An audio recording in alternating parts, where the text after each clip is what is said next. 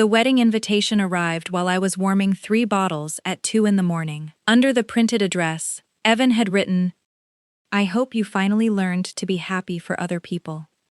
Before I could finish reading it, one of my daughters spit warm milk down my sleeve. That was how Evan's grand attempt to ruin my night began. Not with tears, but with sour formula running down my arm while I stood in my kitchen in compression socks, 3 bottles clicking against a saucepan, my husband asleep on the couch with our daughter on his chest. I should have thrown the invitation away. Instead, I read it 3 times. 2 years earlier, Evan Mercer ended our engagement in a hospital parking garage. I was 41. We'd been together 4 years, engaged for 9 months, with a ballroom booked and deposits paid. He talked about children constantly. His mother, Judith, talked about the Mercer line, like Evan descended from royalty instead of an office furniture fortune. When I struggled to conceive, I finally saw a fertility specialist. She was calm, precise. My ovarian reserve was lower than expected, 1 fallopian tube partially blocked. "Reduced is not the same as 0, she said. Evan heard one word. "So she's infertile?" The doctor corrected him. IVF was still an option. Results were still pending for both of us. In the elevator, Evan wouldn't touch my hand. In the parking garage, he was already talking like our life was a bad investment. "I'm 42, Claire. I can't spend years chasing something that may never happen." He dropped my condo key into the cup holder. When I asked about his own results, he said too quickly, "They were fine." That night, his mother arrived with 2 bags of his belongings and told me, "A woman who can't give him a family doesn't have much use in his future." Then she asked for the antique cake knife back. 6 weeks later, the fertility clinic called, trying to reach Evan for a follow-up. The nurse let one detail slip. "Did Mr. Mercer tell you his testing was complete?" I requested my own chart, 73 pages, and nowhere did it say I was sterile. It said, "Difficult. Not impossible." Buried in the notes. Male factor findings pending separate consultation. Evan had let me believe my body ended us. He'd let his mother spread it as fact. I didn't call to confront him. I called a second doctor in Cincinnati instead. Dr. Shaw didn't promise miracles, but she said the sentence I needed. "Nobody should have told you motherhood was impossible." I cried in the parking lot, not from hope, but from finally hearing the truth without it being used as a weapon. Still, before starting treatment, a counselor asked me a question that stopped me cold. If Evan never learned the outcome, would I still want this? I didn't have an answer, and that silence scared me more than anything Evan had said. Around that time, Daniel Reyes came back into my life, an assistant principal I'd met briefly before, the kind of man who carried 2 pens because one was always borrowed. We reconnected at a support group. His wife had died of cancer 3 years earlier. We understood each other's particular kind of grief. When I told him I was restarting IVF, he asked, carefully, sitting in a fogged-up car outside a diner, "Do you want a child, or do you want Evan to know he was wrong?" I was furious. I walked home in the cold, but the question followed me into weeks of counseling, until I called him back and said the only honest thing. "I want a child, not a witness, not proof." He said he'd been afraid I'd never call, and afraid he'd been right. "Those aren't the same thing," I told him. "No," he said. "They're worse." We married at the courthouse. 11 people came to lunch after. My first IVF cycle failed. The second gave us 2 embryos, 1 split, 3 heartbeats on the ultrasound. Dr. Shaw immediately started explaining every risk that came with triplets, and she was right too. By 32 weeks, I had dangerously high blood pressure and an emergency C-section. Nora, June, and Lucy went straight to the NICU.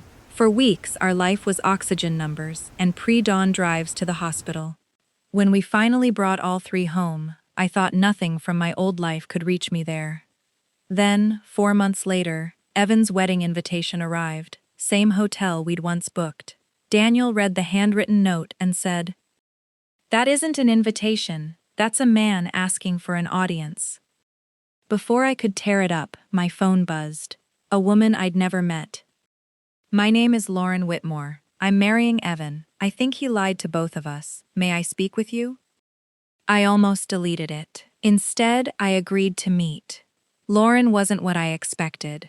Not glamorous, not smug, just tired, turning a cold coffee cup with her thumb. She'd found an old invoice from the same fertility clinic while moving into their new house. Evan's story about it had changed every time she asked.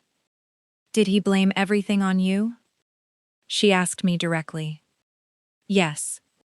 She told me her doctor had suggested they both get retested before treatment, and Evan refused, insisting they start with her because she was almost 40. She'd been through blood draws and ultrasounds alone for 6 months, while he stayed too busy to test again. I didn't hand over his medical records. I couldn't, and wouldn't. Instead, I showed her mine. Reduced reserve, recommended IVF, never a diagnosis of impossibility. Then I opened an old text thread I'd never deleted and let her read it herself. Mom thinks it's better if people believe you hid it. No woman wants to marry a man with fertility issues. She went very still. I was hoping these weren't real. They're real. Lauren explained that every time she pressed Evan, his story shifted. First, he'd never been tested. Then there'd been one appointment. Then the results were fine. Then I was the one exaggerating. His mother had called her 3 times, calling me unstable, claiming I'd trapped him into proposing. Before we parted, Lauren asked me the question that decided everything. If Evan lied to her again, in private, one final time, would I come to the wedding? Not for revenge. I need someone there who can tell me I'm not losing my mind. 2 days later, Judith called, sugar-voiced, hoping I'd come, and, almost gently, suggested I wear something dark, since the photographer had been told to catch candid reactions during the ceremony. It wasn't an invitation. It was a staged humiliation, and she wanted it on film. That decided it for me. The week before the wedding was chaos. An ear infection, a ruined diaper bag, a strained shoulder, dresses that no longer fit a body that had carried triplets. I finally bought a simple navy dress that could survive holding babies. The morning of, I sat in the hotel parking lot, hand on the ignition, telling Daniel I didn't think I could do this. He offered to turn around, no questions. Then he added, "Just don't let fear make the decision for you." We walked into that lobby together. Daniel pushing the stroller, me carrying Lucy, Nora missing a shoe. Evan saw us from the staircase, and his smile disappeared. Judith gripped the railing. At that exact moment, the bridal suite door opened, and Lauren stepped out in her gown, looked at me, looked at my daughters, and said quietly, "He told me you wouldn't come. He's been wrong before." The whispering spread through the ballroom like wind through grass. Evan crossed the lobby, controlled but pale. "What are you doing here? You brought 3 babies to my wedding." The invitation said families were welcome. "They're yours?" he asked, staring at the stroller. "Yes, all 3. That's generally what triplets means." Daniel had to cough to cover a laugh. Judith arrived next, skipping any pretense of politeness. "Were donor eggs involved?" "That question," I said, "is exactly why I should never have let you define me." Lauren pulled Evan into a side room with her father and the officiant. Voices rose. When the door opened again, Evan stormed out first, accusing Lauren of dragging his ex-fiancée in to sabotage him. Lauren followed, calm and precise. "I gave you 4 chances to tell the truth." He claimed I'd edited messages. She asked him to open his phone and prove it. He said he'd deleted the thread. "Why?" His voice climbed loud enough for the whole hallway to hear. "Because I don't keep old conversations with women I'm no longer with." Lauren walked to the microphone stand near the ballroom, not for a scene, just because there were too many confused guests to explain privately. "The ceremony is being delayed. There is information Evan withheld from me." I didn't make a speech. I handed her my phone. She read the messages aloud herself, in front of everyone. Mom thinks it's better if people believe you hid it. No woman wants to marry a man with fertility issues. Judith stood up, furious, insisting the clinic had made too much of one bad sample, accidentally confirming, out loud, in front of Lauren's father, that there had been a sample at all. Robert Whitmore asked her directly if she'd intended to let his daughter go through unnecessary treatment to protect Evan's image. Judith didn't deny it. There was no need to burden Lauren before the wedding. That was the moment it was truly over. I stepped forward despite my aching knees. His diagnosis was never the shameful part. Mine wasn't either. The shame was letting everyone believe my body was the reason he left, because he was afraid of what his own test might mean. Then, to Judith. You called me useless because you thought I couldn't give your son a child, but you were willing to let another woman carry that same blame, just to protect him. Lauren removed her veil, folded it, and set it on a chair. I can handle a medical problem. I cannot marry a man who makes women carry his fear for him.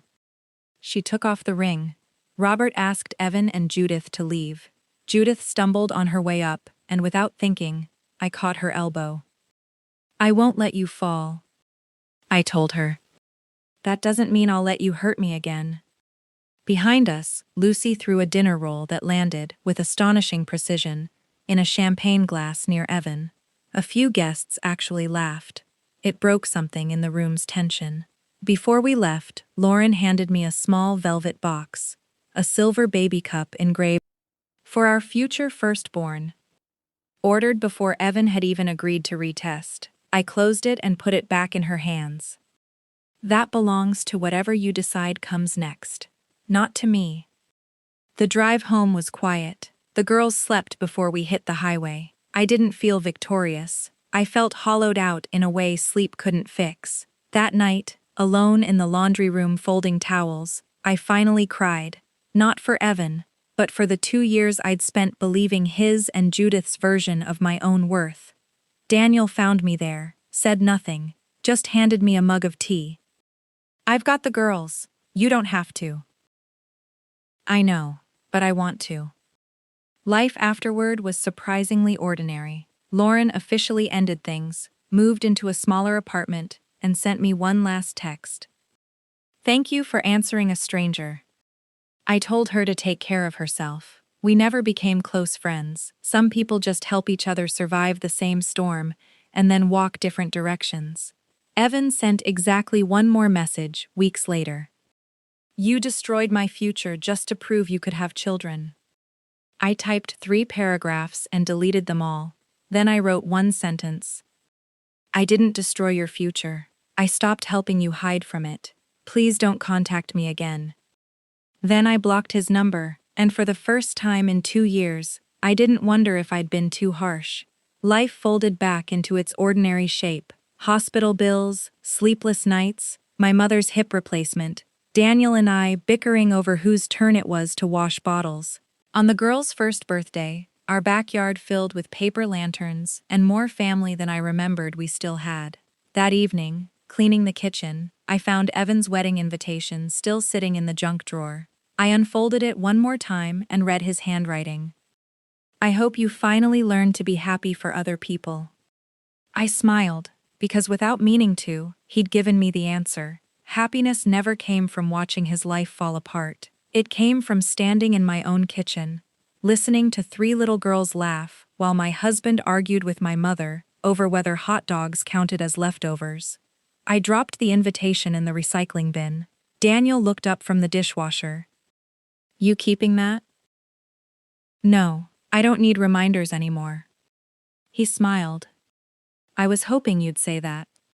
That night, I stood outside the girls' bedroom listening to 3 steady little breaths, 3 futures that belonged to them, not to my past.